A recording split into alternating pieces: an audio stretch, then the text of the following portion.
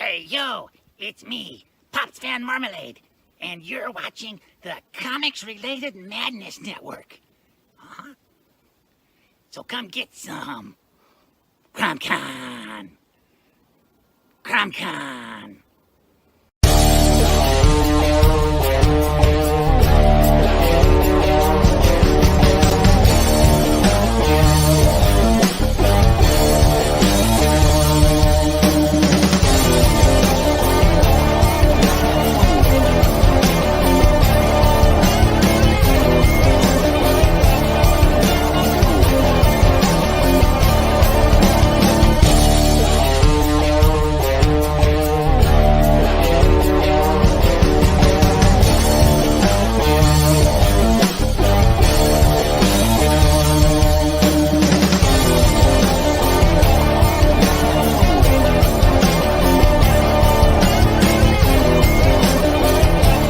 Madness Entertainment Group presents the Madness Comic Network with original programming and additional comic-related content. Hey, we want to shout out to our sponsors, Daytona Beach Comic Con. If you are a fan of comic books, if you're a fan of comic book conventions, and if you like meeting comic book creators and getting comics and comic-related stuff, then you need to make your plans to attend Daytona Beach Comic Con. This year's show is September 9th and 10th. Silverline will be there, so you should make your plans to be there too. We'll see you there. If you like comics and find yourself in the Orlando, Florida area, doesn't everyone come to Orlando at some point in time to see the House of Mouse? But when you're here, you need to make it a point to visit Coliseum of Comics, especially the one on East Colonial Drive. They carry Silverline comics, even a limited edition Coliseum of Comics version of our comics. So, when you go, be sure to ask for Silverline Comics and tell them we sent you.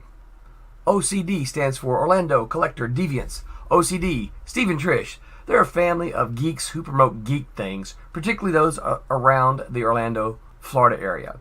They're big supporters of Silverline, and we think you should be supporters of theirs too. Go give them some love.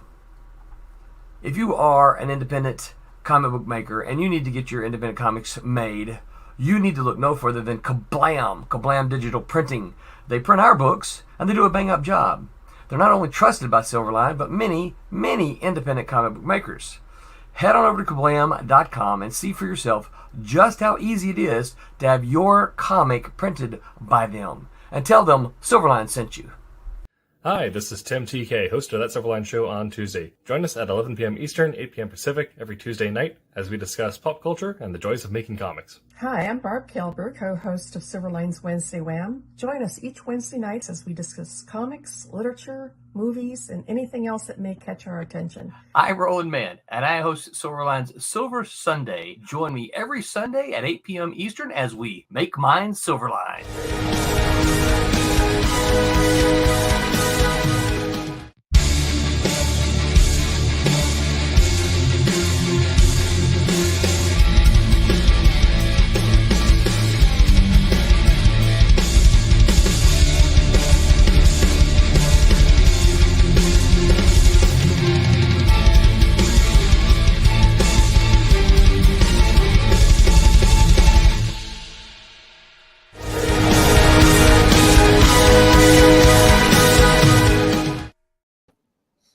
Hello, Internet. Welcome to That Silverline Show on Tuesday. I am your host, Tim TK, joined as always by Jose Fuentes.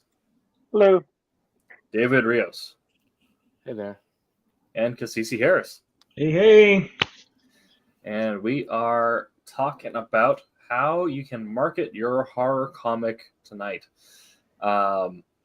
And we'll also probably be doing some preparation for our special event next week, which is our annual game of Vampire the Masquerade. I'm not going to lie, I'm almost tempted to turn the back half of the show just into going over character creation with David and Jose, because I love Vampire. For those of you who don't know, Vampire the Masquerade is, I don't want to speak for Jose, but I'm pretty confident it's both the favorite role-playing system for both Jose and myself. Yeah. And just one of my favorite roles as well. So any chance I can to run it, I will. We do have some housekeeping, though, before we get into tonight's main subject, and that is our ongoing Kickstarter. Silverline double feature, Cray number 1 and 2, and Switchblades number 1 through 3. We are currently at $830 of a goal of $1,750.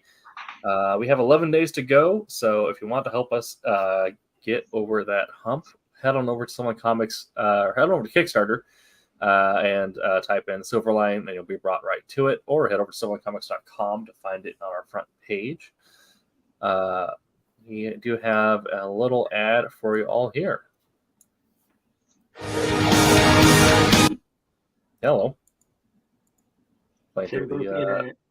Yeah, no. I have too many audio devices, and I need to send it to the right one on my end so I don't end up blasting my microphone.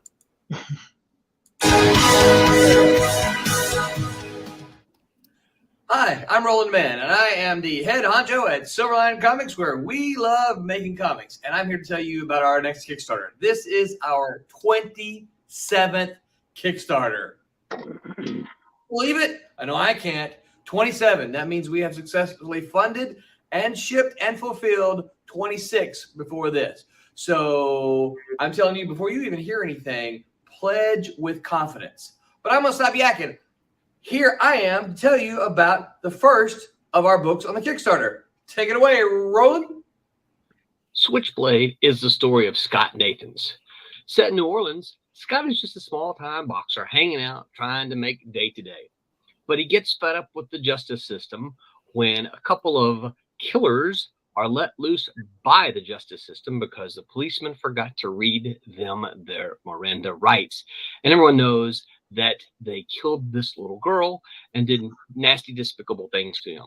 So Scott decides to take justice into his own hands, and he becomes a Switchblade. Didn't that sound cool? Yeah, I thought so too. So here I am to tell you about the next book on our Kickstarter. Take it away, Roland. Cray is a sci-fi fantasy story of a world in which mutants and humans are at war. Many on both sides want peace, but during a mutant raid on a human village, a young human boy is taken as a battle prize and then raised by a family of mutants. Trained from a very young age in the ways of war, Cray dreams of becoming a member of the Red Guard. Basically, it's the Delta Force of the world. Until, that is, his village is raided once again. Whoa! Those sound so cool. I know you think so because I think so. And I like really cool comic books. And I know you like really cool comic books. So, back it if you can, share it if you will, and remember to make mine Silverline.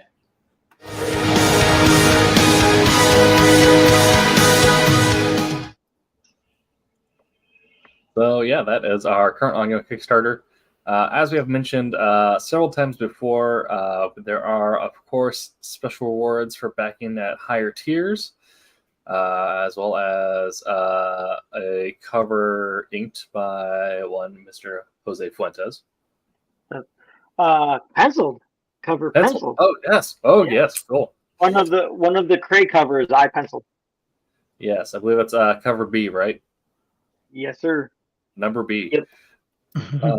So go ahead and make sure you get that cover sent to you if you want to get some original illustration from Jose. And of course, we have our t-shirts, which you can also buy at silverlinecomics.com. And add any one of our back issues as well. If you are a retailer, of course, there is the retailer package that we always offer at the starting at the $25 mark, $20 mark actually. So that will get your shop stocked for the release. So again, Kickstarter, type in Silverline Comics, hover silverlinecomics.com, buy some of our books, and help us get this next project funded. Again, the books are already completed. This is pretty much just a glorified pre-order that allows us to make sure our printing costs are covered up front. So, all that said and done, does anyone else have any news, announcements, or anything we need to get into before we get into tonight's show? Not I. Okay. I mean, does everyone want to know that I bought more Transformers? I mean, that's certainly something you could fit into the preamble ramble. Right. How much you talk about Transformers? That's a given. That's not a guessing thing. It really kind of is. Yeah. Yeah. The question is, though, what Transformers did you get? Oh, I bought several. I bought Road Rocket and was it Crasher? I think are the two latest ones I bought. Okay. And you got your birthday Ironhide, right? Yeah. So okay, I have a 2-pack set for Ironhide and Prowl getting blasted on the arc. Then I have Ironhide. Was a Studio 86 Ironhide, and then my wife bought me two of those little Dinobots that make Volcanicus. She bought me 2 more, and I have Skids and Minerva. I got a lot. I can't even. This was a very Transformer prosperous birthday for me. Fantastic. Nice. Love to hear it. My preamble ramble. I had another Goodwill find. I haven't started. So Patrick Rothfuss has recently rose to fame in fiction writer circles for writing the King Killer Chronicles. I picked up the first book a while ago, Name of the Wind, but I haven't got a chance to read it yet. However, when I was going through my local Goodwill, I found the second book in the trilogy for like $2. So, oh, nice! It's a fairly new book too. So that's made me very nice. Nice. Yeah, we actually found my wife a book that she needed, like for midwifery stuff, at Goodwill. Someone had donated nice. Yeah, that's always my favorite. I recently had a friend who was taken up doing Goodwill shopping for his golf clubs. Nice.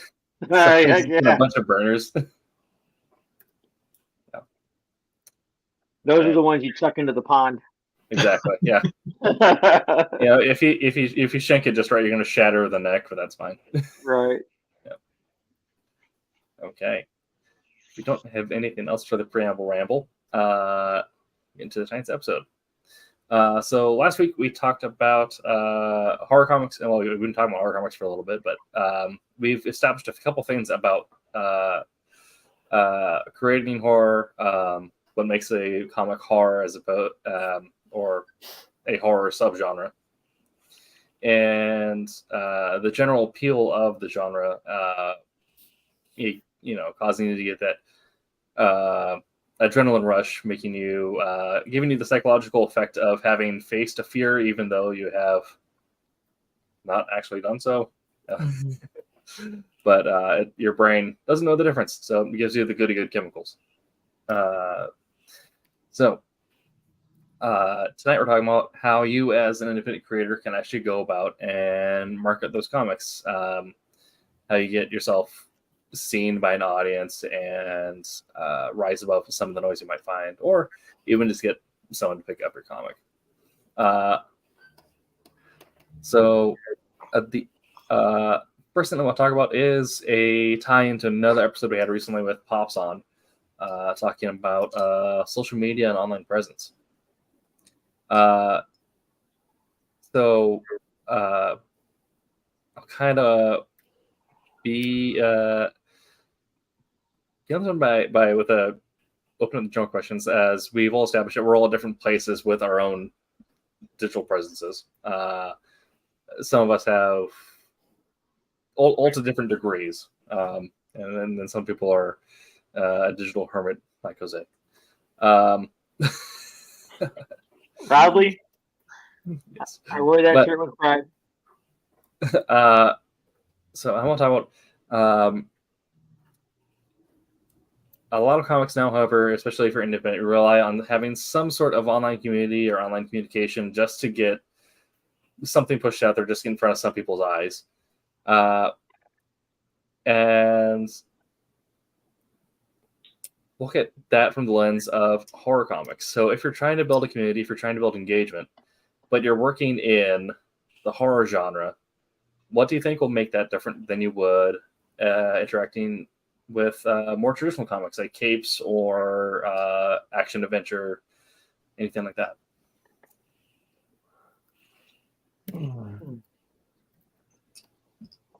I think the difference, like cape stuff, superhero stuff. Everyone loves superhero stuff, right? Like when you're like a little kid, you love superhero stuff. That I think is probably super easy to market, right? But for horror stuff, it's kind of a niche, genre that like I think you still have the same options for marketing, but the market that you're aiming towards is more narrow. And I don't know. See, to that the gimmick covers, you know what I mean? Gimmick covers, yeah. I was going to say, to your point about it being niche, I almost find that, like you said, you have the same options. But I find that operating a niche market can almost make it easier to rise above some of the noise because there's less noise to compete with. Yeah, because you have the option of being a bigger fish in a smaller pond. So there's less people who are specifically horror comic creators online. So if that is, what you're drilling in 100%, but you do need to commit to the bit for a little bit. So if you're wanting to branch out and do multiple genres at once, it might be a little hard. But if you're only illustrated and only writing horror comics for a while, I feel like if you make that your entire personality online, you're going to have less people to compete with. Mm.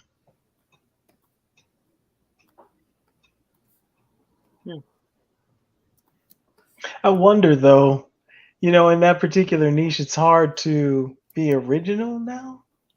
I know I say that. You can be original with the type of art, with the way that you tell a story, but gosh, how many times have you,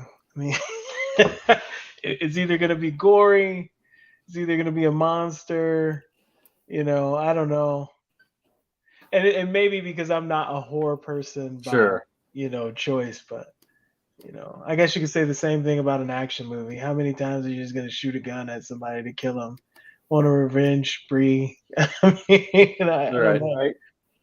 Well, that's like the weird thing you have to come with is you have to find ways to make your own stuff original its own way. Mm-hmm. Because everything is in some way pastiche or derivative. I mean, if you want a really weird thought experiment, has anyone read Dante's Inferno or The Divine Comedy? I heard a lot about them, but I've never read them. Yeah, I haven't read it. The arc of the John Wick movies is just a reinterpretation of Dante's Inferno.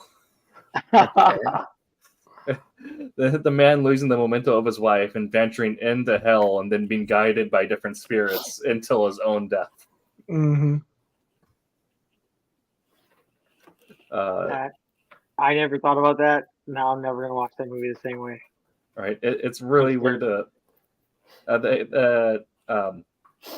had an interview where right before the John Wick 4 came out, where Keanu Reeves and I forgot the director's name, but they're both on it, and we're talking about how John Wick was directly inspired by the Dante's Inferno and giving all the comparisons and metaphors, and it was just a really weird thing to listen to all the thought they put into a movie about a guy who kills a bunch of people. Mm-hmm. I mean, did he really kill them because of his wife, or did he do it because of the dog? I think the answer is yes to both. Right. Well, okay. Or did they do it because they stole his car? That's true. As a Mustang owner, I will confirm that if someone steals my Mustang, I will. You will John Wick them? Yes. As a writer, it's going to be very hard for you to continue if we take your pencils away from you. This is true. That's not true. I've seen the movie Quills. Cool. Oh.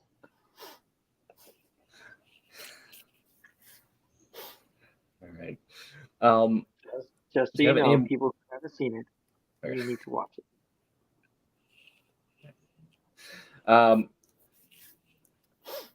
Do you have any other thoughts on online communities or online engagement specifically?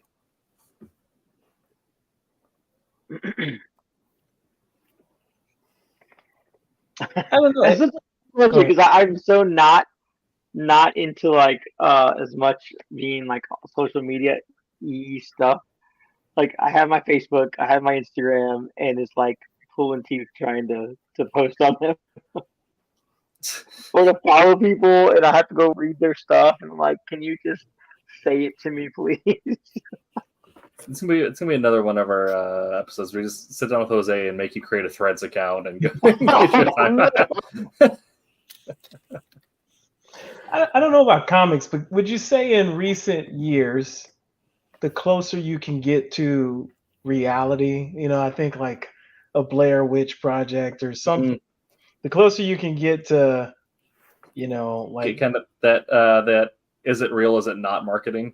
Right. Yeah. The closer you can get to that, the more you can draw people into whatever it is that you're trying to push. I think that depends on the property itself that you're trying. When did they open that window? The property itself you're trying to market. Because there's some things where I don't think if it's something that is in a contemporary time, the closer you can make it feel to reality, the better you do. But if you're doing like a historic horror or a science fiction horror, you kind of need to find. You can still do multimedia marketing or an altered reality game for marketing, but you need to find another way about that. Actually, I'm glad you brought that up. There was related, but not a comic. There was a while ago when I was working with an experimental music group, did a concept album that was all like backwoods witch horror based type vibes, so very Blair Witch. And so for that, did Instagram marketing with just a bunch of like super grainy black and white pictures from like the bayous of Florida. Very vague media, whatever. We created a hashtag for it and all that stuff. So if you're doing something where you're writing a story or illustrating a story that is set in the real world and about now, if you like take some of your illustrations and then try to render them to make them look somewhat realistic or create like fake music rules for a story, I could definitely see that being a valid strategy.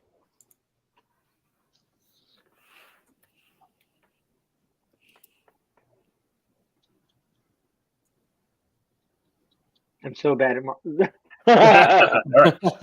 That's okay. You can probably give some thoughts on this section then. So transition from online communities to physical communities. Talking about now expanding to roles of conventions and events, specifically when you're doing a horror story. Because if you're doing a Cape thing, like you do your big Comic-Cons and any small ones or independent cons that you like, but that might get you pretty well set. What I think is really interesting is that there are several conventions dedicated to just horror without necessarily being in comics. So those would also be a very good venue to get into, even though you're going to be like propped up between like maybe like small independent horror movies, but you're still offering a product which, if you're doing a horror comic in that setting, may also be a little more unique and might be able to get a little more drive because of that.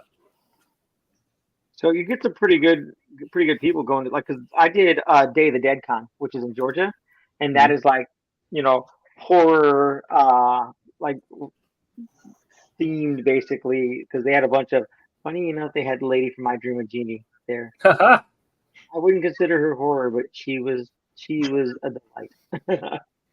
But like that particular convention was very much like obviously focused around like horror and like different kind of music that like feeds into that same particular genre, that same inspiration.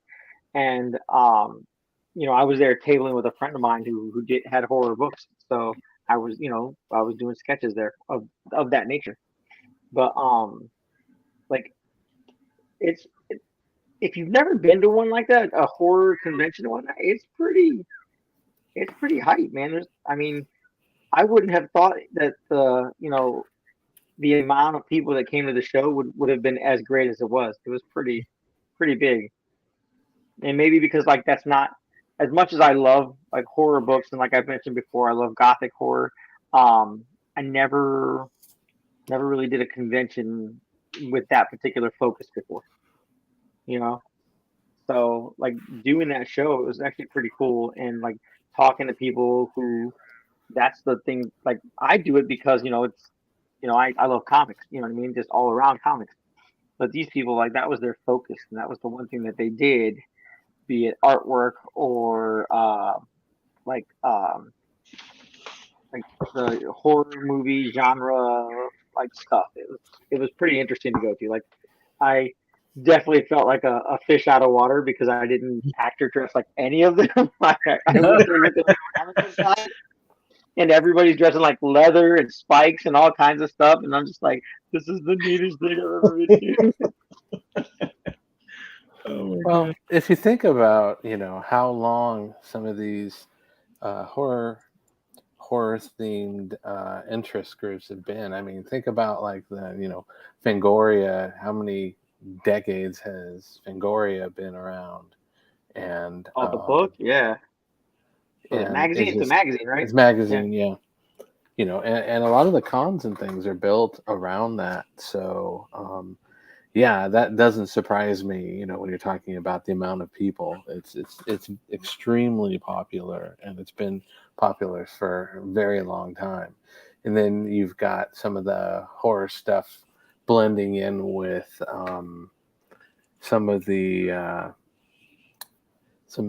older period pieces, like the Conan stuff and things like that. So you have a lot of blending on that as well. So yeah.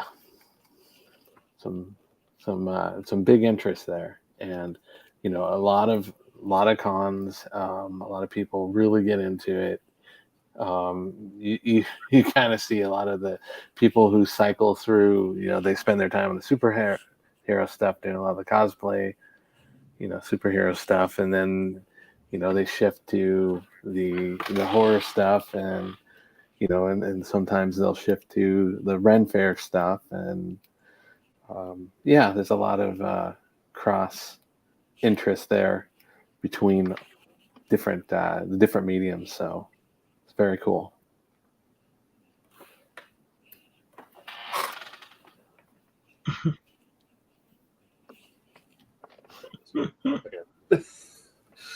What did you use your background?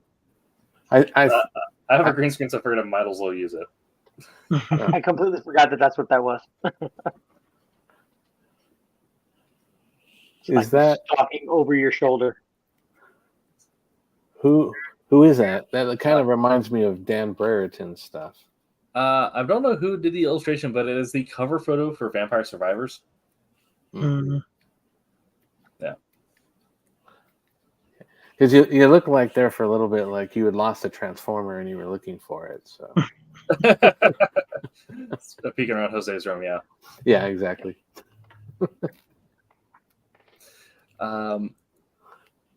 Okay, so we talked about leveraging your digital platforms, leveraging your physical platforms. So if you are trying to make this your bread and butter, which I feel like when you're first breaking into comics, finding the niche, or any creative medium really, finding the niche that you can dig deep in to penetrate can be very helpful. So do you have any thoughts on how we can leverage digital, physical, any sort of involvement into creating your own spooky, creepy brand?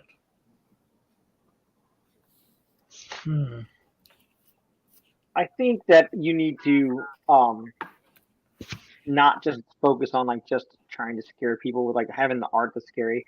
And I say that because I was looking at there's another art creator on like Carissa Grant, and she has a book called Redemption, and it's like a horror Egyptian-esque, you know what I mean, story. And she definitely has like other creators that come in, like have done covers for her. Like I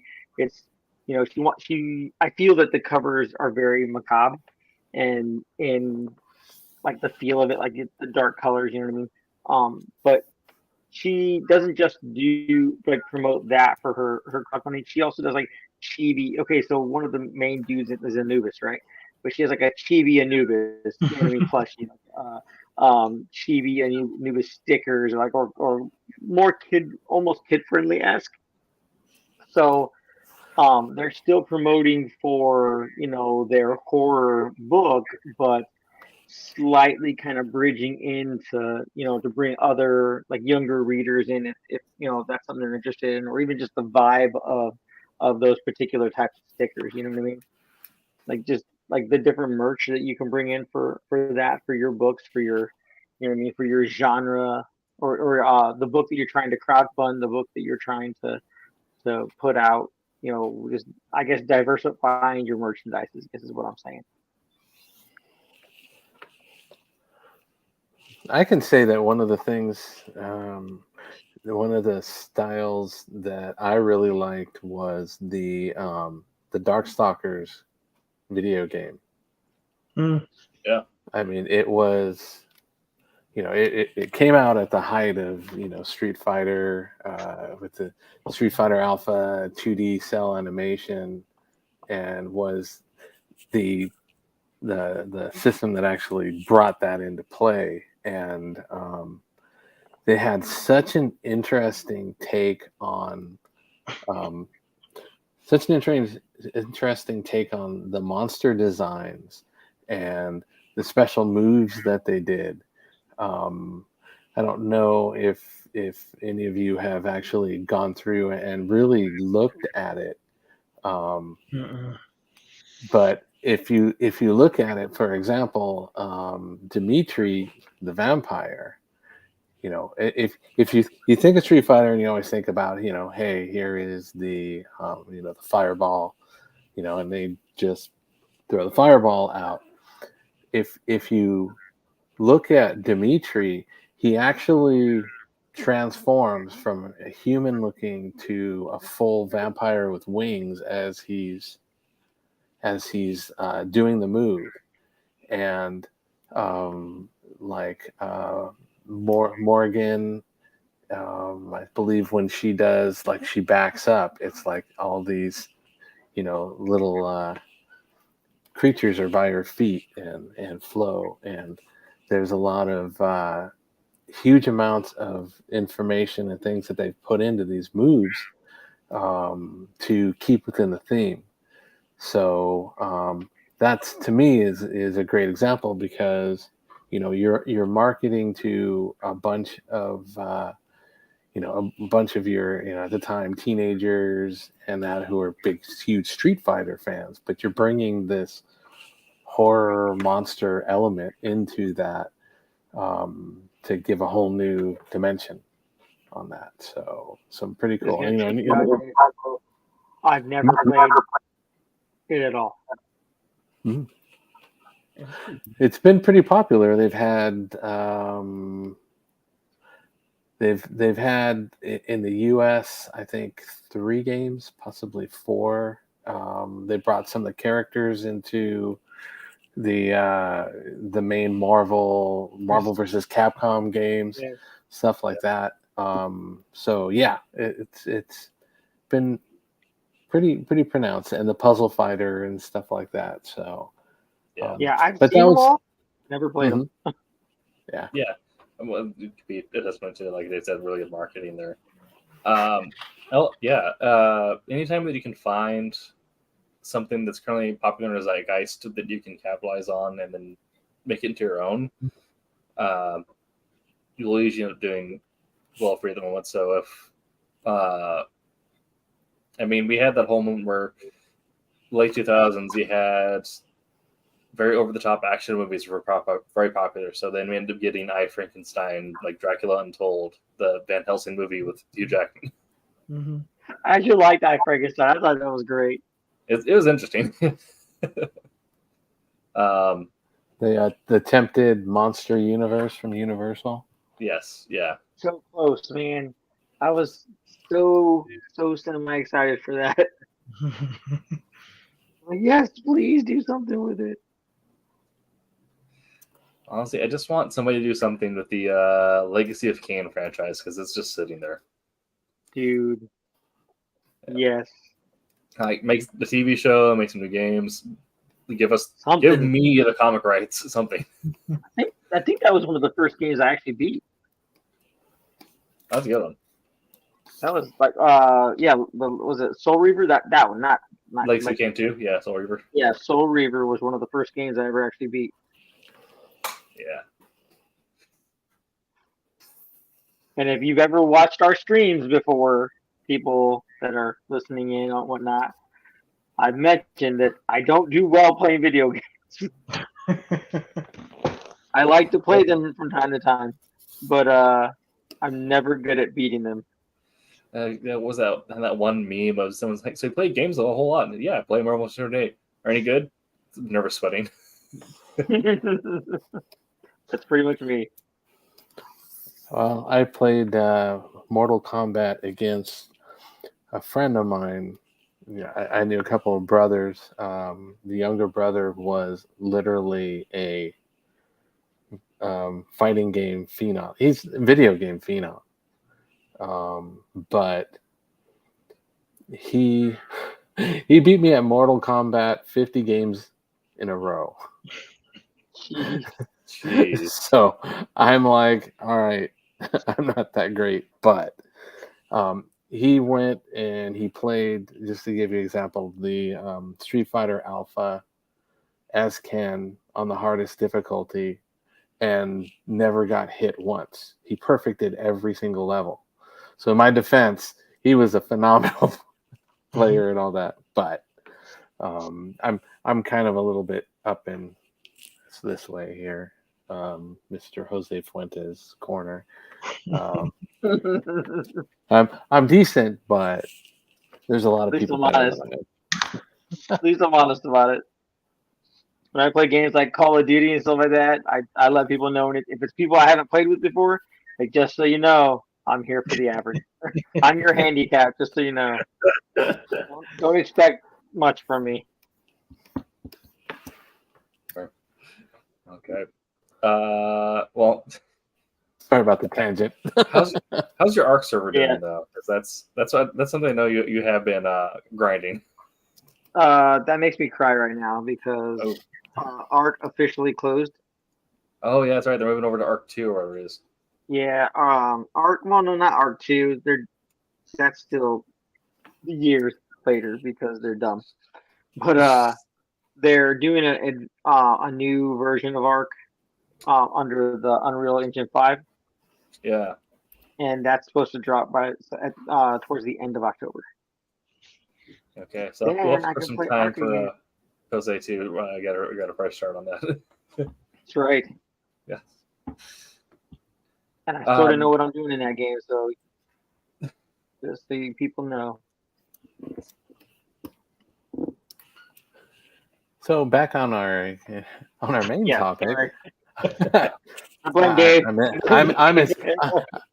I'm as guilty. But another, you talk about branching into, other interests and things, and we've talked about it before. But another great example of that is the Joe Schreiber Star Wars horror zombie. Oh yeah, that is another great example of crossing into other mediums to expand the horror feel. Red Harvest. Yeah, if you're interested in anything Star Wars and you haven't already, either through like Kindle, Audible, or Barnes & Noble, wherever you can find it, check your local library. See if you can't get a copy of Red Harvest and Death Troopers and the Star Wars Legends set. Has everybody finished the Ahsoka stuff? I have. Is that a no this season? Is that a no? I'm not a Star Wars fan though. I know. Oh, okay. I'm not. Okay, so we can. You wouldn't spoil it if you said anything to me. No? Yeah. It's been over a week or two, so we're past the fair warning period. Okay. Right. Warning: this may contain spoilers for blah, blah. Okay. but Buddy. the inclusion of the two Death Troopers that Sabine and Ezra were fighting, just the whole just screamed Death Troopers to me. Yep. I think that was very well done. Very well done. So I have to commend them for bringing that aspect into the show. I just have to share this because, I mean, you can't beat that cover. That's nice. That's awesome. Right? Well, what about the previous cover? The other one, because I know this is the new one, but I'm trying to find, because the old cover is actually out of print now, which is super annoying, but it is the one I like the more, which is the Stormtrooper helmet hanging from the meat hook. Yeah. Oh yeah. Yeah. So if they're both books are tied to each other. Red Harvest takes place 1,000 years before, and kind of is a history of how things went. So definitely, if you pick up one, that is not the cover I have for Red Harvest. You also have the original cover, yeah. Yeah. But the I will okay. So I like the old Death Troopers cover better, but I like the new Red Harvest cover better because the old Red Harvest cover is just that Sith-looking dude, in a full red field. I like having the zombie Sith hand rising out of the snow. Show that cover again. That's the one you showed, right? The Red Harvest cover. Yeah. Speaking of developing good spooky brands and good spooky art, yeah, that's cool. You're throwing in something that's slightly unsettling, but not showing the full monster. You're not. Mm-hmm. You're just doing enough to make it look off. But I feel like if you're creating your marketing materials, never show your monster in any promotions or. If you can, always beat around the bush in a way that is just slightly unsettling. Right. In how you talk about it, and the art you create, whatever you can do, just be slightly obtuse with how you market your spooky stuff. See, I think they did a good job when they put out what was it, Cabin in the Woods? Yeah. Because it was just a picture of the cabin, like Rubik's Cube, right? Mm-hmm. So you knew there was a little funkiness going on, but you didn't know at all what it was about until you got into it.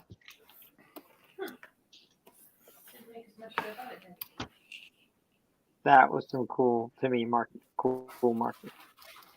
That was a sweet movie poster. Yeah. I like.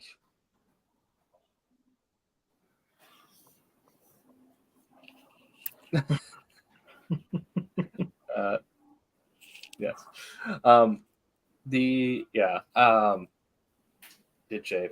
Speaking of which, if anyone in chat has any questions about marketing horror stuff, throw it in chat, and we'll get to it at the end here. Have you seen transmedia campaigns, like literal transmedia? I would think that that's what you would want to do for horror, but I don't know that I've ever really seen that done. People just touch on a home video. Everyone talks about it, but never does it. Yeah. Yeah. I for comics, I feel like unless you're Marvel or DC, getting the resources to do proper transmedia is super hard. Would it be? Would it be for any comic? Yeah, with things getting more accessible though, like now it's getting to the point where it's very affordable to make your own app. Yeah. But like even just like 5 years ago, that would be a huge investment for an independent creator. But now it's getting to a point where if you have time and a little bit of camera know-how, you can easily go through, create your own like mini reading series on YouTube or art panel series on YouTube. I know what Sid did for one of his books is he created a set of short stories set in the universe, and then did essentially a set of like small audiobooks or dramatic readings over YouTube and leading into the release of it. Yeah, so I do some sort of ARG using an app that will superimpose something on people's cameras. So, Regal is a really interesting one, which trying to find ways to co-op that into your own programming would be interesting. But the Regal app has interesting ARG where you have like digital video, like movie posters or billboards, so we can essentially like pull your phone up and then set them throughout your office. That way, whenever someone looks through the Regal app in your office or whatever, they'd see all these billboards of movies that you've seen. Nice. Yeah. Like the Regal Cinema app? Yeah, yes. Oh, that's cool. But it's like, then yes, for the problem with some ARGs is you also need to then promote the ARG or do stuff like that. So you need to have a lot of time to be willing to invest that time into the project that you're creating. But you don't even have to go that far though, right? You could literally just use different forms of media to convey like little things in the world to finally get to the end project, right? Like you could make a short really quick. You could have someone draw a picture. You could write several short stories that lead to a reading, and they don't all need to be. Maybe they all need to be connected by a site, a hub, but they don't really need to be in an app. I would just think that maybe I don't know. Maybe the time associated with doing that is what really pushes people away. But yeah, I know a lot of comic creators are already like turned off by having to market their own stuff, so asking them to then create additional material. That's true. It's very true. Yeah. But I mean, if you're taking time to like create your own, especially if you're doing something that's like a full universe, like if you're writing a comic series that's going to be at least 12 issues, maybe longer, I could definitely there's creating all that additional content and then giving that content away for free, essentially to draw people to your book. Yeah. We'll also do a lot to build relational equity with your readers. That way they feel much more invested by the time you get to your book. Yeah. And you can figure out which area draws you the biggest crowd.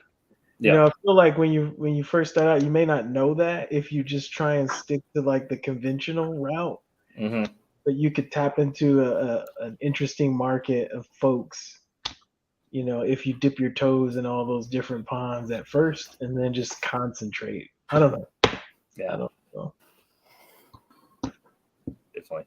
Shotgunning content out there is definitely and engaging the reaction. So you then from that point where to focus on. But you also have to make sure that you give yourself enough time to gauge reaction, because you may end up taking 9 months to build traction on threads, but then the threads may end up outpacing your Instagram or Twitter or whatever it is. So taking that time to actually like get an idea of what's pacing well. Being someone who works in marketing, always give your campaigns at least 9 months to figure out what is actually doing what.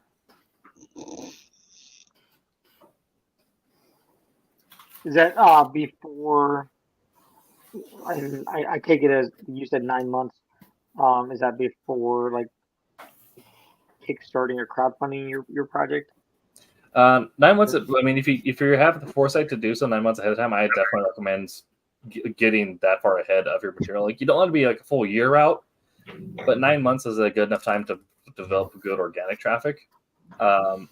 If you don't have that foresight for when the next project is, but you're consistently creating and are just pretty much maintaining a consistent online brand or physical brand or wherever your stuff is, whenever you start a new channel or start a new account or are tracking something, always look at it in sort of 9 month increments. So if you've been creating books for so long and not necessarily promoting anything in particular, but you are a creator that is then making an account on a new social media platform, give it 9 months to see how the lifespan of a platform is and how well it actually tracks to see if it's worth investing more time or not.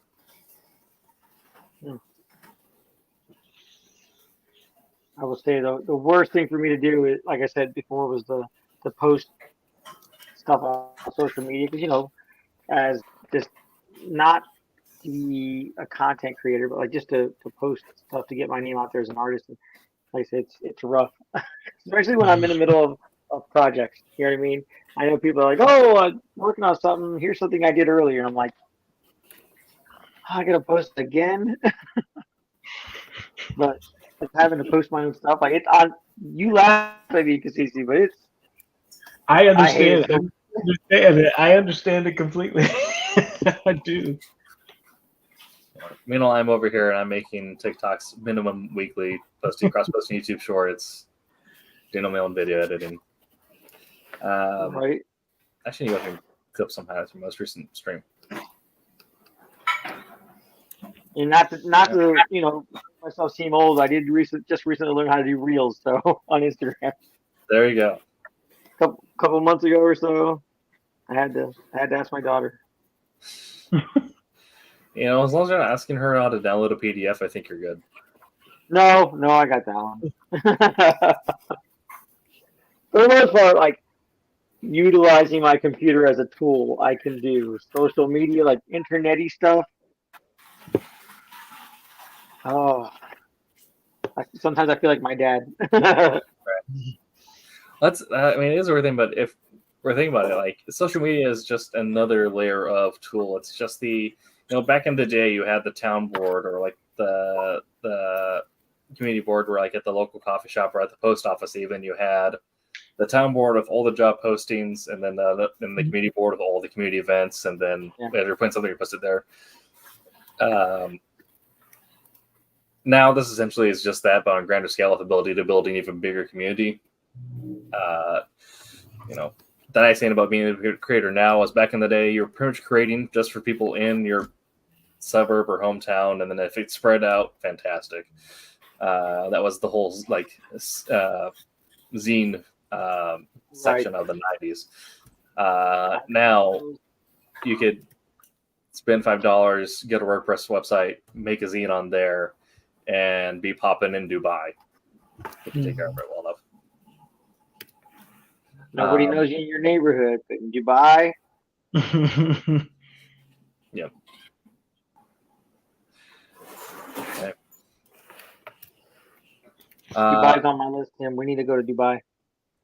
I would actually be down at some point.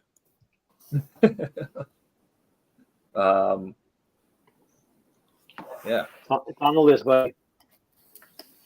Okay. And something that's given as classic advice, we kind of hit in on what we've been talking about just now. Something that's classically given as advice for creators, but I don't know if it's as necessary now as it used to be. But maintaining your own website. I definitely see value there once you become more established as a repository of these are all my works that you can buy here. Or if you're an artist, it's a really good way to maintain a portfolio that is easily accessible. But I've been seeing more and more content creators that essentially just link to their Comixology page in their bio. Yeah. Yeah, this is everything I'm credited on. Go buy it there. So I want to grab your opinions on: do you maintain your own website? Do you see value in it? Do you think there's more value down the line when someone has created more of a backlog of books for a reader to buy? I have mine, but I'm horrible. Horrible. Keeping it up. I just figured I'd buy the domain name because no one is going to have my name, and just keep it and then figure out how to leverage it later. But gosh, I'm horrible.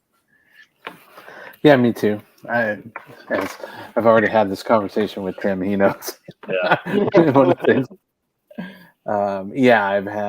I've had mine. I actually have a .net because I used to have the .com, but that one slipped away. And once you lose it, they want thousands of dollars for it. But I've kept drios.net for probably 15 years, but I haven't done anything with it. So I'm pretty much in the same boat, and I've been going through and finding a lot of things because I've been kind of rehashing some of the Ultraverse stuff, and I'm like, oh, okay, well, there I am. Yeah, there's a page, and so I've kind of been rebuilding my library of stuff, and hope to get some, kind of use it as a portable gallery. So the hard part is, how do you know when it's good enough to put it on your webpage when you first start out? That's the kicker, right? Like, you don't just want to put everything on there. You want to put the good stuff. I don't say that when you're first starting out, unless there's something that is truly atrocious, throw everything up there, just like take the target approach, because you need to have something to show that you've done any kind of work. Yeah. Because having done bad work is what allows you to do good work in a weird way. That's funny. Well, that's another thing is, when I was working at Malibu, everything was on tiers. So you had, everything starting at like bronze level pages, which is all flats, to silver level that had some gradients and stuff. And then you got a gold and platinum and whatever. So, it'd be pretty cool to put, some of the stuff for, like, here's some stuff I did on Hulk. But at the time, the Hulk books weren't selling a lot, so those were like, bronze or silver level and all that stuff. So there's some good stuff kind of mixed in, because we would see all kinds of books, and it would be Marvel stuff coming in, it would be Ultraverse stuff coming in, it would be some of the actual Malibu stuff, like some of the Star Trek stuff, Mission Impossible, did a book on that. So you just get a whole mix of things, and some of the things were, if you got some bronze level stuff, you can knock those out pretty quick. Whereas some of the platinum level stuff you had to spend a lot of time on. So a lot of the Ultraverse stuff was that way, but some of the things that I want to put on there is like some of the covers I did, like to the cover I did to X-Men and the cover I did to Uncanny X-Men. That's definitely stuff that's up there. Some Storm pages that I did, plus also I did some of the Fleer Overpower cards. So that would be some this is more painted type, it's absence of line art. Those were basically made from pencil sketches, but they were never inked or anything for finish. So you had some guide stuff there. So, so I have pretty good depth of bits and pieces over the time that I worked for that. Plus, I'll definitely be putting my my covers up for the Silverline stuff. So definitely felt pretty good about that. So yeah, definitely. I had a website that I maintained for a while, but I haven't kept up with it because I do have a backlog of short fiction that is available for people to purchase through their various publishers. However, I found that I got more traction just going through my TikTok to my Twitch, and then my Twitch linking out to whatever. So my Twitch channel just links out to my most recent comic. If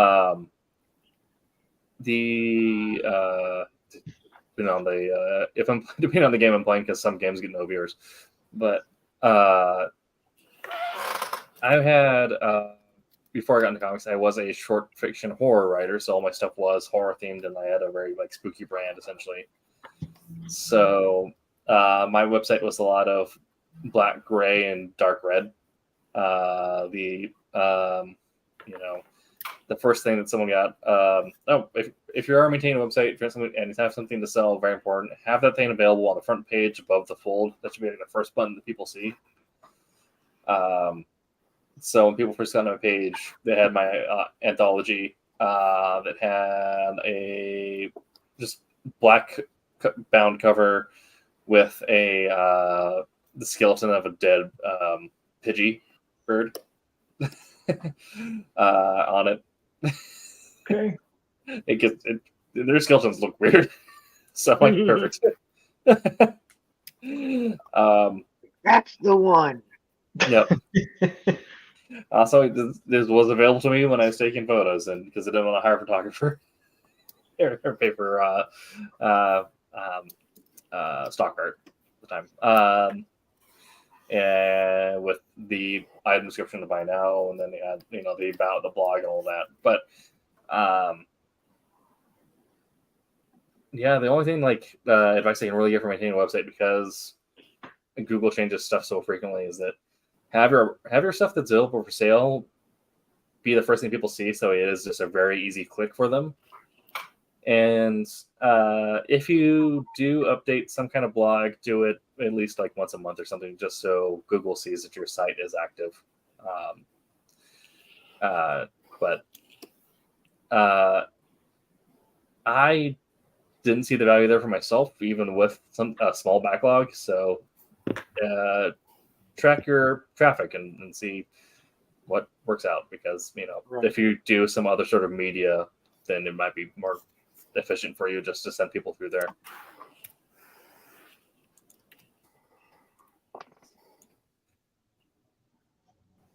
Yeah, I have like my own domain name, but again, I think I made a mock web page in school, but again, never did anything with it either. Eventually, I'm gonna have to go and do something just to use it, and then I'm gonna have to actually post on it. Oh, that's more social media stuff. Yeah.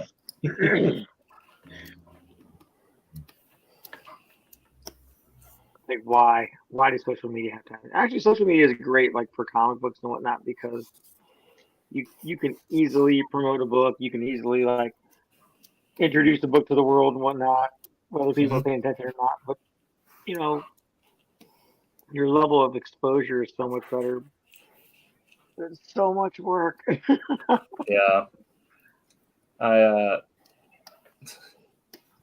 We'll have to get Jose set up with the Threads account, and then we'll have to create like some challenges on the podcast. So like the post on another person's threads if they lose challenges, just so that way anyone might post on Jose's if he ever loses a challenge. It'll be the only way it's updated. All I can say is better Jose than me. Thanks, guys. Okay. Well, that has been about an hour. We haven't got any questions in on chat. So does anyone else have any thoughts on marketing horror comics? Anything you wanted to cover? Any thoughts yourself? I mean, if horror is the genre you want to put stuff out on, be it comics, short stories, and whatnot. Same thing I said for was it last week or the week before? Know your audience. Know what people are interested in. You may be interested in doing this particular story, but nobody may be interested in it. So I'm sure there's a subject for everybody, but yeah, you might want to cater to the masses, because they're the ones picking your stuff up a little bit. Yeah. You want to be out there and hit the groups that do it, and not the groups that oppose it. Like, you don't want to do a lot of horror stuff with your local church group or something like that. That may not be the best market for it, but you never know. But hitting a lot of the sites, if that's an interest to you, joining some of the like the Facebook groups and stuff like that, and just getting some stuff out there, and make sure, obviously, when you do that these are okay things to post on there. Right. Each stuff's not going to be knocked down, but any kind of things where you can get to points with people that share that love of it. Go all out. Work on it, throw stuff out there constantly. Do new stuff, and you'll do well. Right? You know, it's Go funny- hang out with Tim Vigil. It's funny, David, that you brought that up. I remember in the 90s, a big thing, I was in the church, I guess, and a big thing were hell houses. And I remember the book of Divine Revelation of Hell came out. And if you think about the horror genre, that's kind of how it seeps even into like a religious community, to where you're really participating in that horror genre in a church-like way, which is very funny. It's interesting. Yeah. So I guess go ahead. I was just saying, imagine me having to explain to my church the fact that I like horror stuff, that's why it's not, like I said, it's not the blood and gore stuff for me. It's the gothic story, right? The underlying dark romance of the whole thing. Yeah. I guess what I was trying to say is you could, in any type of way that it relates to you or things that you like, if you do like that type of storytelling, you can find a way to kind of weave it in a way that is respectful of the environment, I guess. It'd be interesting. We do have a chat. QBTube, which if I remember correctly is Mr. Quentin, said repetitively posting the same places as well. Play the long game and get people used to seeing your name. Yeah, absolutely. Building top of mind awareness, and also for every post you get, you're maybe getting served to 1/3 of your followers. So in theory, you need to post at least 3 times a day to reach all of your followers. Not, to mention exposure outside of your follower count. So you'll say this with a dark ones guy.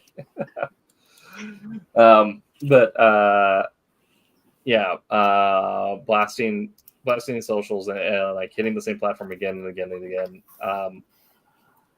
There's nothing to stop you from posting to your own platform. So if you have an Instagram account, like post a couple times a day linking out your stuff. I will say one of the best things that Roland showed me was using the app Buffer. Yeah. Because I hate X so bad.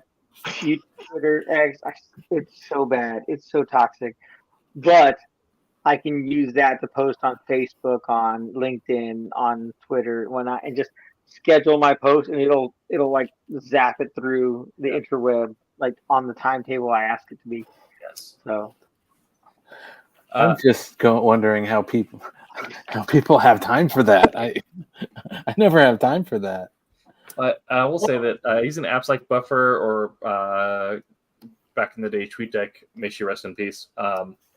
Anything like that where you can link it to multiple platforms that had a scheduling function where what worked for me is I didn't always feel like posting either. I maybe sometimes getting the replies, but what I would do is I'd go through and like I'd have a Sunday where I'd essentially write out a month's worth of tweets or whatever because I'm just in the mood to write. So I just go through, write all that, schedule out for a month, and I'm like, all right, there we go, we're good. Apparently, I didn't know this, but Quentin is a Transformers. He's Quinticus Maximus. Yes, that's right. So that's awesome. Yeah. Transformer from Gladiator. Gladiator. That's awesome. I didn't know that was Quentin. Yes. Me either. Right there, yeah. He's still with us in the chats. That's right. Yeah. All right. We'll still have a little bit of time left in tonight's episode. So if you want to talk about promotion and giving away a little bit for free, did anyone want to make their Vampire the Masquerade character for next week's game on stream as a way to tease the upcoming game? I have to make that character.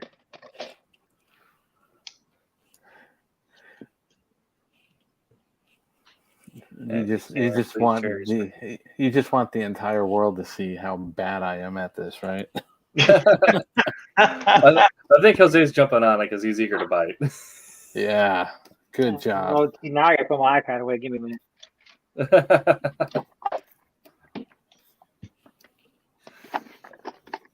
So you may have to figure out a way to have our own recurring game outside the podcast, or maybe in the podcast if you end up or as a separate podcast, even if you end up liking it, David, because Ceci is interested in the recurring games because he's never had a thing like that. And every time I mention playing a recurring game of Vampire, Jose's like, ooh, me. Yeah, I said every time I mention Vampire, Jose just like jumps out. I'm not even in the same chat, and Jose jumps in. You guys have to understand that, just like Tim, a friend of mine, Andrew, coined the phrase to me anyway. Coined it to me, the forever DM. That's me. Yeah. I am always the one like, oh, dude, I'd love, we should play this game. I was like, oh yeah, that'd be a great game. Like, I'd play this character. It's like, no, we want you to run it. Thanks. Yeah. So I got a chance to play again. All right. Yeah. Let's. I don't know what I'm doing to my characters.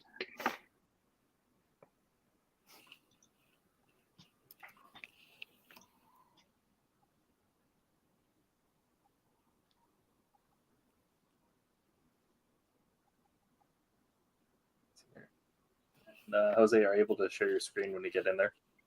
Man, I don't know how to do that. I'll show you where I'm at. Let's see.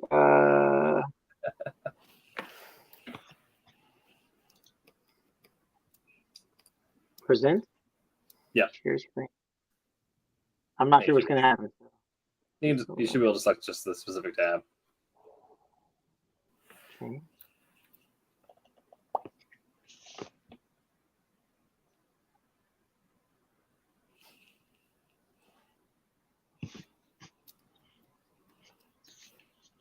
I don't know that. Select tab.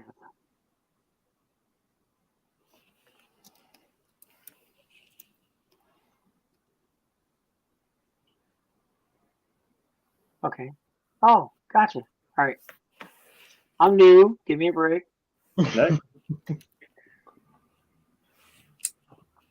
All right. Share. Did I do it right? Oh, maybe not.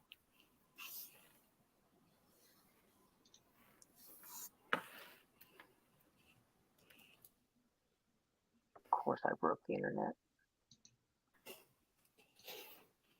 All right. Should we call you Wreck-It Ralph or something? Oh.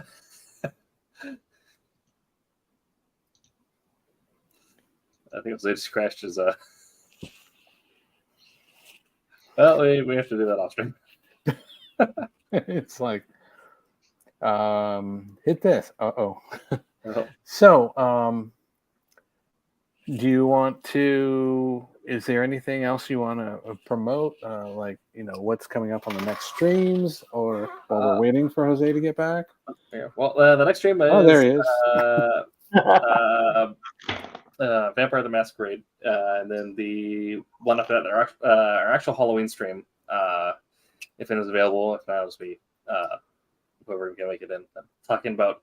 We'll be doing the tabletop RPG post-mortem, in which case, after everyone has had experience playing it, we'll be talking about how, as a content creator or storyteller, skills you can learn and develop through that RPG experience, as that has been something that's been an increasing topic of discussion amongst independent creators and gamers. Cool. Oh, I did it. Yes. Whoop, whoop. All right, that's where I'm at, Tim. Perfect. Click on the 3 dots next to it.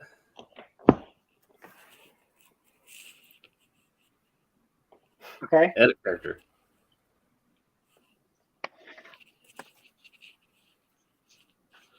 All right, so for those of you who don't know, next week we'll be playing Vampire the Masquerade. We'll be using the new Nexus app on Demiplane. I went ahead and paid Paradox Games and World of Darkness another $170 on top of what I've already invested to get all the books and share it with my friends. So I've bought multiple copies of the same books now, but it is worth it because this app is awesome and this game is awesome. That's cool. Right on. Okay. So that middle panel there, Jose, is where you're going to be typing in or choosing your stuff there. Man, I don't know what the dude's name was. Yeah. This is slightly different from Roll20, but it is built specifically for the Vampire system by the same company that makes Vampire.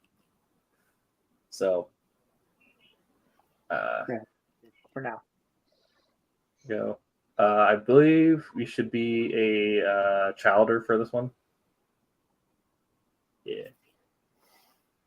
Oh, should I change it? I put a.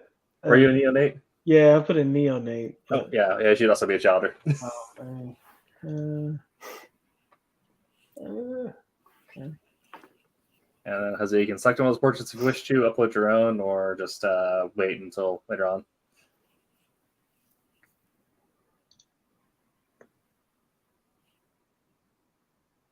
That guy was cool. Yeah. And if you hit begin, No, it'll take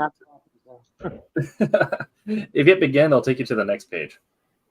Oh, okay. Here, let's see. Ew. Fancy. So for those of you who don't know, the game we play next week is Vampire the Masquerade, originally by White Wolf, and then due to some legal issues, the company almost closed and then was bought up by Paradox Games. And now they have actually started producing even more content, which has been fantastic. Have you seen the stuff for the new Hunter? It looks so good. Oh, none of my friends want to play Hunter. Oh, okay. Well, it's also on Nexus, and their deal is you get stuff about 50% off, so you can buy the core book for $30. So I'm looking at it.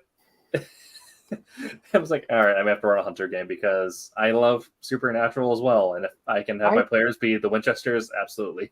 Nice. But in the game of Vampire, the characters play as the bad guys, essentially. You're all recently or embraced kindred or vampires in this world.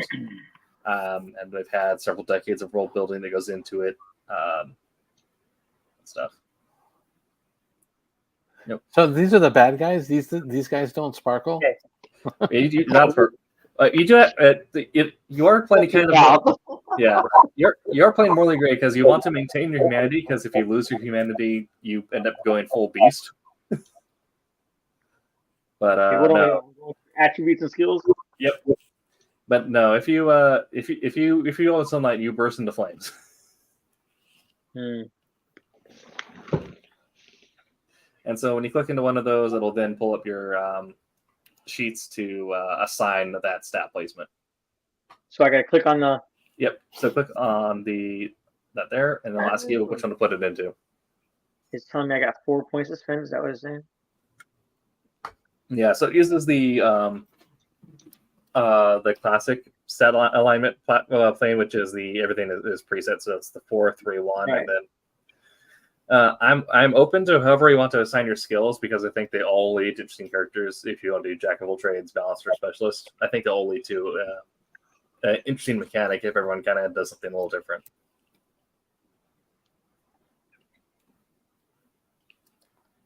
So I need dexterity. Which clan did you pick, by the way? Or which? Nosferatu. I picked Nosferatu. Okay. They are ugly. They're god awful ugly. They're ugly, but they're also strong and very smart. Yeah. And they can hide. Yes. In the World of the Masquerade, the Nosferatu maintained what essentially was the Kindred's internet, known as the Shreknet. Shreknet. Yep. So Nosferatu have an interesting combination of being incredibly strong, but also pretty skilled computer hackers.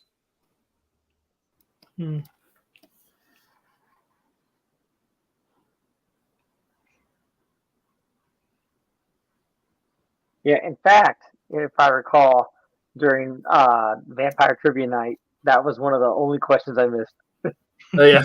Yes. I blanked out Shreknet. I was like, I know this answer. Wait, there's going to be a test on this? No. I'm in trouble. Just one of our specials for Halloween last year was a monster trivia night, which, I mean, you can't really do like comic Thanksgiving Specials is just like, what do you do? Right. So they might just continue monsters for a little bit until we get into Christmas and Yule and all that.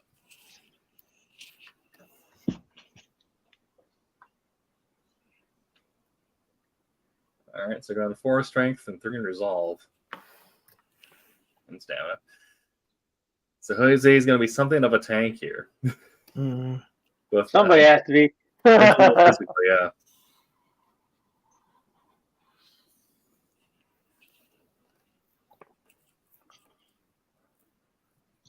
Yeah, you have 1 more 3 pip to place. Yeah. And while he's doing that, David, I'm actually going to resend you the invite to the group so you can get signed up and get all this stuff shared with you before making a character, so you don't need to worry about buying any of the books or anything. What do I need for friggin' Obfuscate?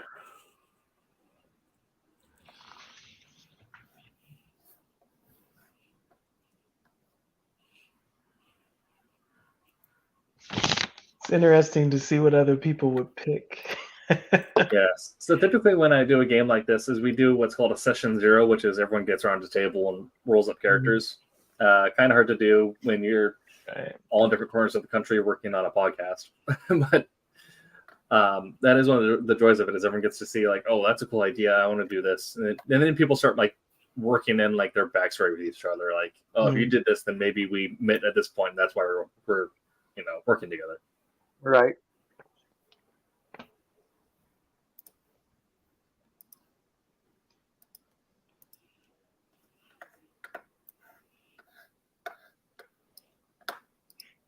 I mean, that's weird. So is my character going to be off-putting to...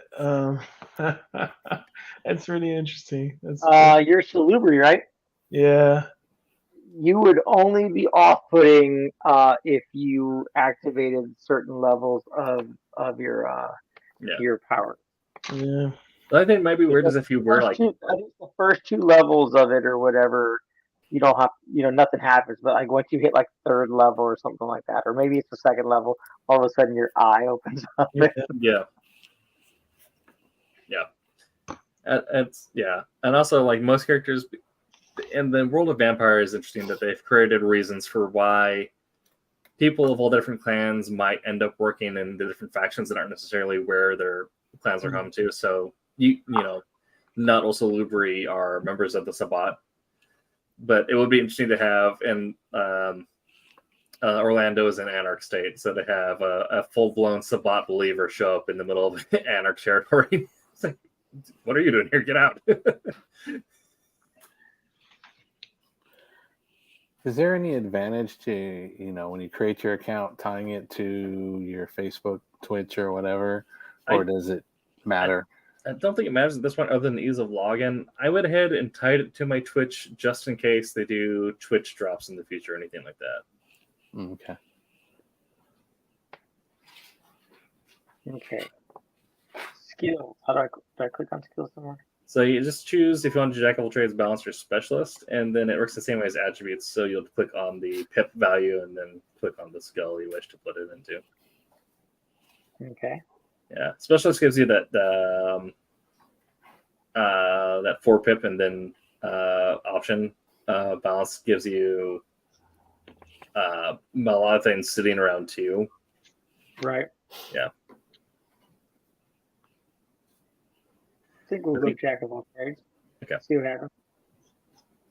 That should already place them. And then you click on placement. Yeah. And Vampire is also an interesting system where, like, unlike D&D, where you essentially always have the way that the skill system works in D&D, where your attributes fill into your skills, and Vampire doesn't work that way. So it's very possible to not have any numbers in some skills. Right.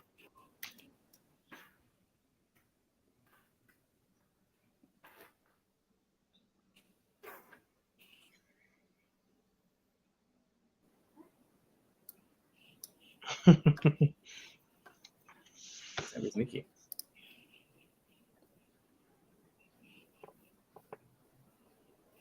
respect that. I was gonna do that one too.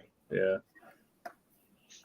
I believe Nosferatu get the option of picking up one of the powers early on, where if you just stand still, you become invisible. Was it unseen presence? That's Yeah. Cloak of Shadows. Cloak of Shadows means just Yes. you're like Smokey from Friday. Mm-hmm. In one game, I had a player who activated Cloak of Shadows while sitting in the back of an SUV. The other players went up, grabbed someone that they're going to interrogate, put them into the SUV, and so when the guy leaned in, he was suddenly touching a person that he didn't see, and it freaked him out. So the only thing I didn't like about like Cloak of Shadows and even Unseen Presence is when you play live action vampire, people are dumb and they want to get right up next to you to force you to have to kind of nonchalantly move to the side or shift footings. I was like, dude, it's not a push, man. Mm-hmm.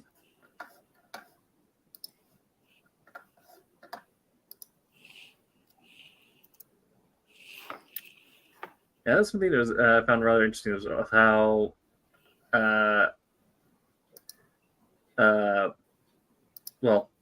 how goth kids in the 80s and 90s got, but then leading into White Wolf's legal issues, how that essentially led into the LARP scene in Vampire taking off, where you didn't get as much support for straight tabletop, so then people just created their own LARP communities and created their own rule kits for that.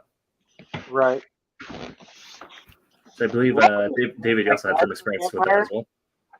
LARP for Vampire was pretty fun.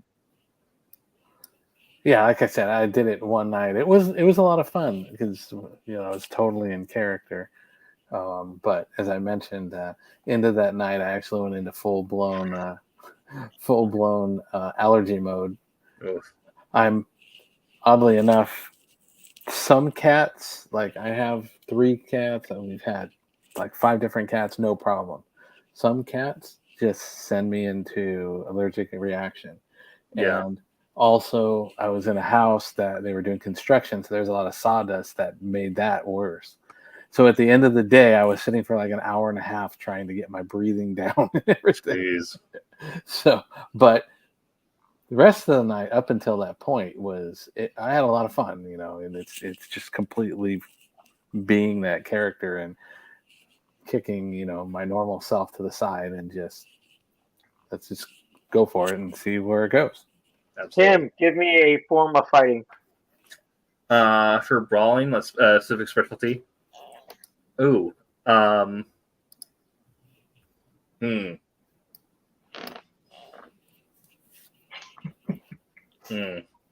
I feel like, being true to myself, I have to go with kickboxing, right? Okay. Oh, be old world. Do something like Salat or like What's Salat? Salat or Yeah. like something weird like So the former kickboxing actor, and I didn't do Shusha Muay Thai. I did K1 Dutch style kickboxing, which involved lots of and lots of stuff like that.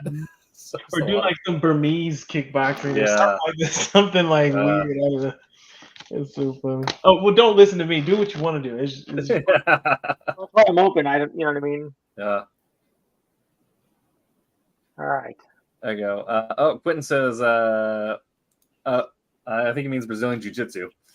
I mean, combining judo and Brazilian Jiu-Jitsu.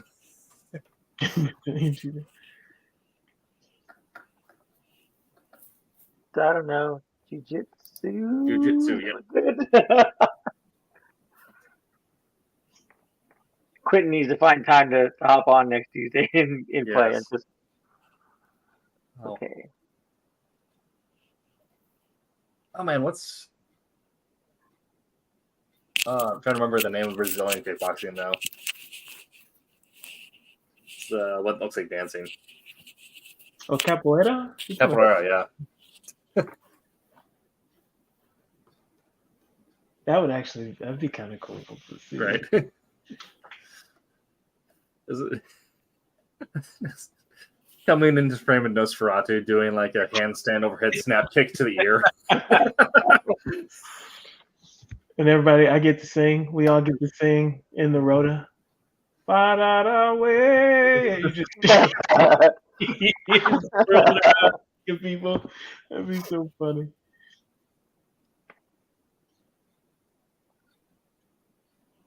All right. Well, I created an account with it. Okay. So see, you should have a invite seeing notifications, or if you click on the link again, you might get ask you to request to join Silverline by night. Okay. Did I get them all done? Yeah. Cool. Gosh, you make me want to rethink some things, Jose. Dang it. You have a whole week to rethink it if you wish to, yeah. Yeah. I wonder. And if you have questions, you can hit Tim up, or you can hit me up. Like Tim up for questions about game stuff, me up for questions about character stuff. Yeah. If you want, because our character's gonna be interactive. Right. Placement. 2 disciplines. That's all I get. But Tim, do you get to see these? So right now. yeah, unfortunately in this system I don't get to see it right now. There is a way that you can share your sheet with me, but I can just send you the link, right? I know I originally I didn't have it. I had it private. Yeah. It says anyone who has the link should be able to see it, so I should be able to send it to you, right? Yeah, if you have it set to that and then you send me the share link with it, then yeah, I should be able to see it. all right, I'm not seeing anything with Silverline or Okay. any of that. Let me try another invite link here. Hopefully this one works. Well, I did use your link to take me to it, and I put it in, but I'm not seeing anything. Try that one again. Go. I'll refresh to see if my notifications can pop up. Yeah, it just took me to the home page on that one, Cassisi. Let me see one more time. Oh. Character builder. Oh, click. If you're just clicking the URL, I won't be able to see that from the URL, but there is a specific share character link in the character options menu. Oh, okay. Yeah. Well, I haven't. Well, on mine, I've created and I'm logged into a screen where I'm seeing one platform, Endless Adventure, create account here. But I thought I already did that. Okay. Yeah, if you're already logged in, then let me do this instead. What email did you use to send me in a message, the email that you used to sign up? I think it's going to be the same thing.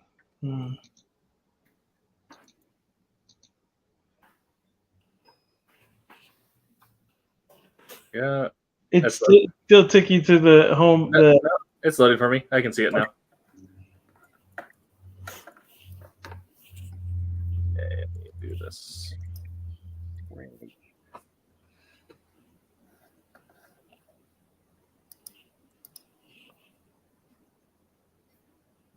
There you go. Now it's just you've been invited, so you should have something in your notifications. I see something there that says Das Aggro. Yep. Okay.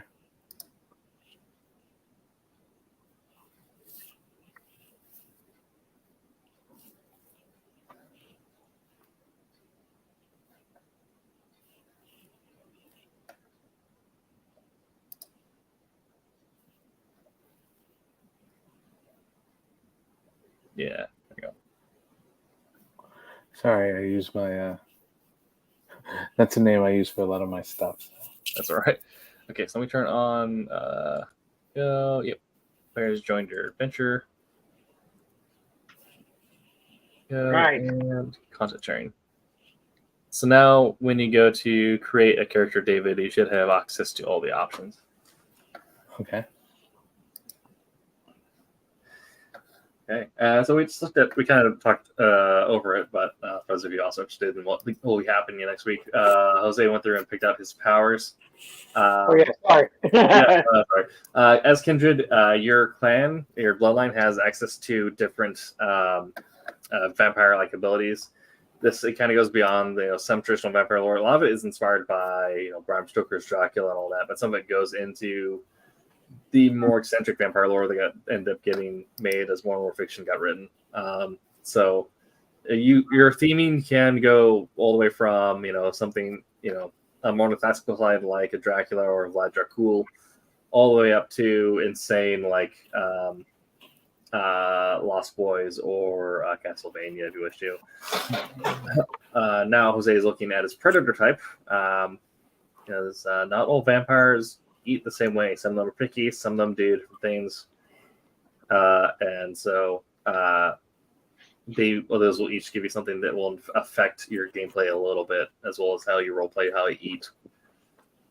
I had one character in one game who, one of my players, who picked I can't remember the name of the specific one, but it's the one where they have to eat someone's organs. Like they can't just feed on the next. They have to just, yeah. So his character was a vigilante who went out, found a criminal, and then just absolutely slaughtered them and put their kidneys on ice.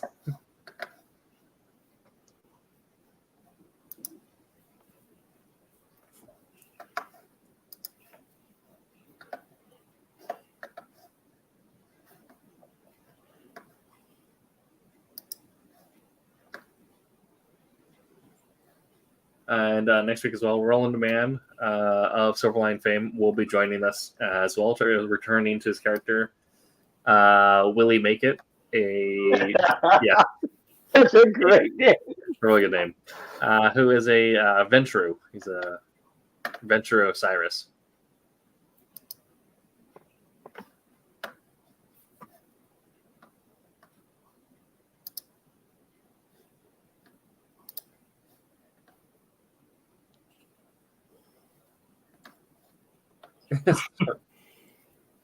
I mean, yeah. If you lungs are on the market, hearts, anything like that.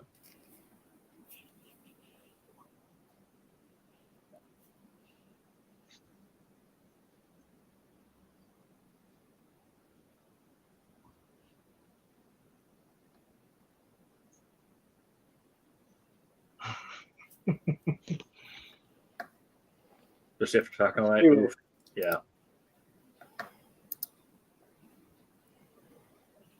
Okay.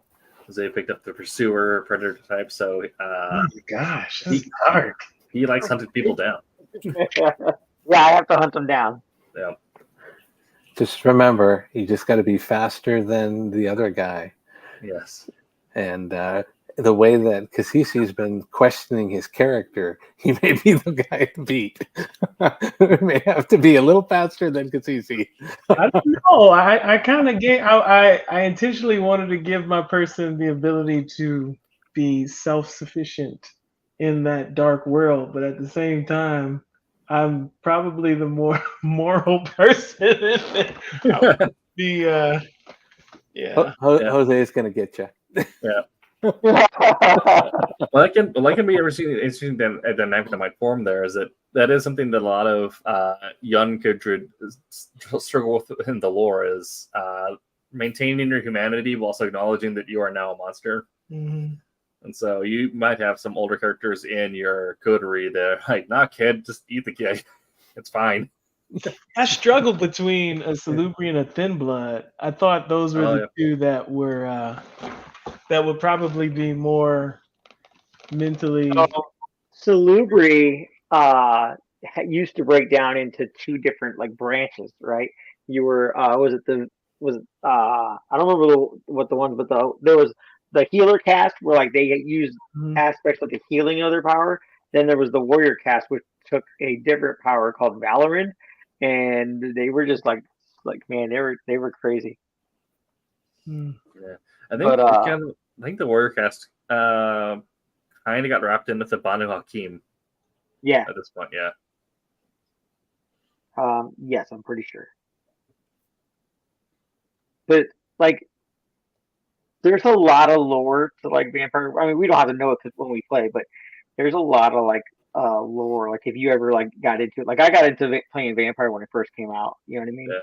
And so I read all the books, and I had all the clan books. You know what I mean? For was it first edition and second edition? Then I had them all for third edition, and then I stopped playing for a while, and then fifth edition came, and I don't have as many of the books as I used to, but like knowing like there's like more lore. Like there used to be the Tremere were like the wizards. They found a vampire and they made themselves vampires and brought themselves into that. You know what I mean? Into that world, and one of their biggest like chantries, one of their biggest like wizard communities was in Mexico City, and then the Second Sons dropped a nuke on Mexico City, just wiped them out. Yeah, there's a lot of there's like a lot of like modern lore and stuff like that, but also like the fun thing about vampires is that a lot of like the old lore is kind of like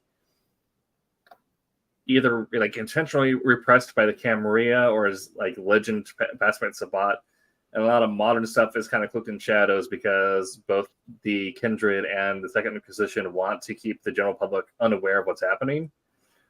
So, in a lot of campaigns and all things, the lore of the setting is almost treated more like a suggestion that you get played around with, where you could very easily have a character like saying like that's what people say it happened, but that's not what actually happened.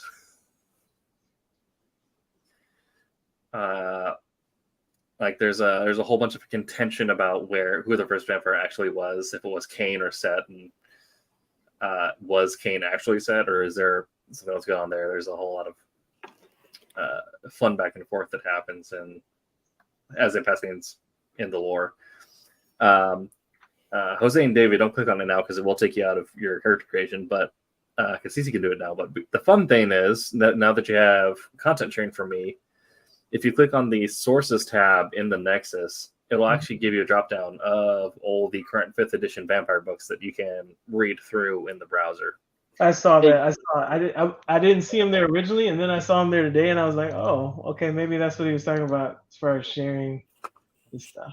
Yeah. So with content sharing turned on, it gives players access to all the rule books and source books.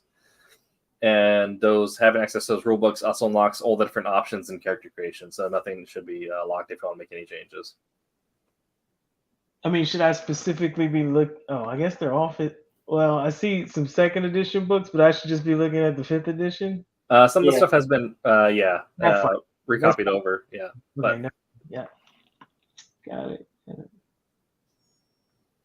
Like speaking of 2nd editions, D&D 2nd edition source book for Planescape is finally getting pulled over to 5th edition. Is it really? Yes. Crazy. Was it the City of Sigils? City of Sigil, yeah. Yeah, Planescape was crazy. That was just like, it's like what's that movie with Matt Damon? Adjustment Bureau? Yes. Like that. Yeah, it's so good.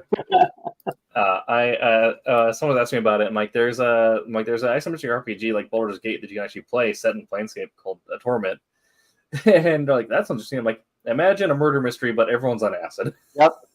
Yeah.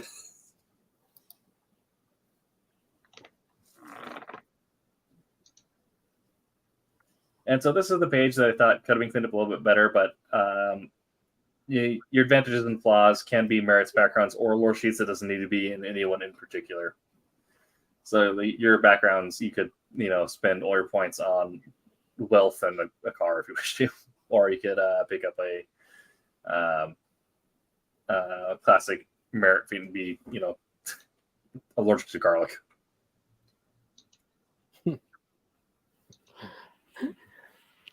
I think I don't think it'll come up, so I'm okay with spoiling it. I believe Willie Make It actually has the steak bait flaw.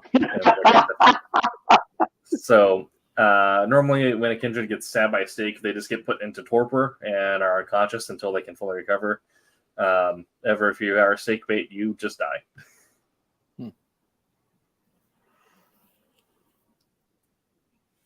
I get to name my background?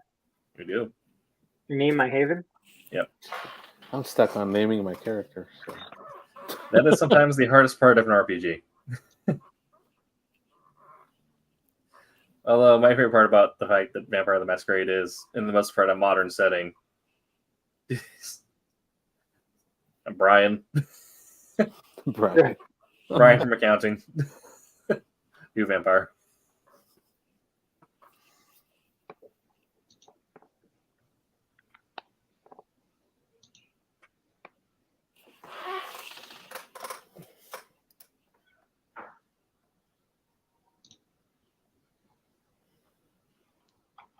Del Taco. Del Taco.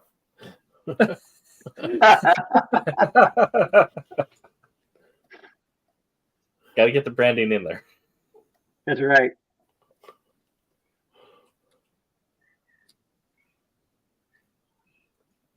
I gotta come up with a description. I gotta think of something. I guess I didn't do any of that. Huh?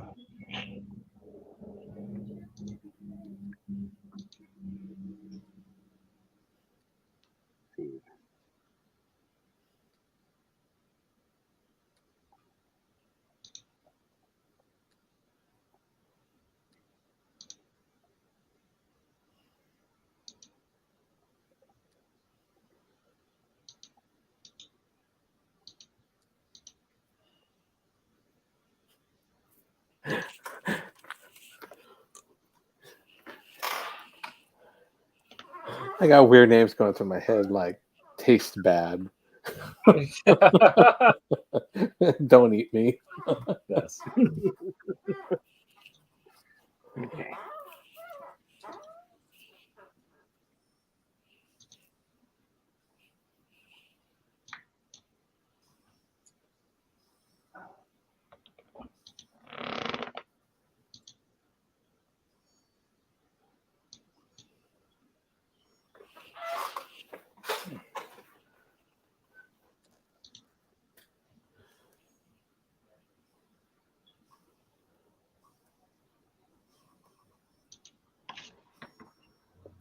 All right. Well, I'm excited to see what we do next week, but I'm going to log for now. All right. All right. Well, that is actually a good time. We have been live for a minute 45, so we will continue making our characters off podcast here. David, Jose, and I will be hanging out in our chat. But if you have been enjoying this, make sure to come out next week to actually watch us play Vampire Masquerade in a double-sized hour-long episode. And the week after that, we'll be talking about how playing RPGs can make you a better storyteller. So we'll see you next week. Until that time, make mine Silverline. Woo woo. My name is Ross Ritchie from Boom Studios, and make mine Silverline.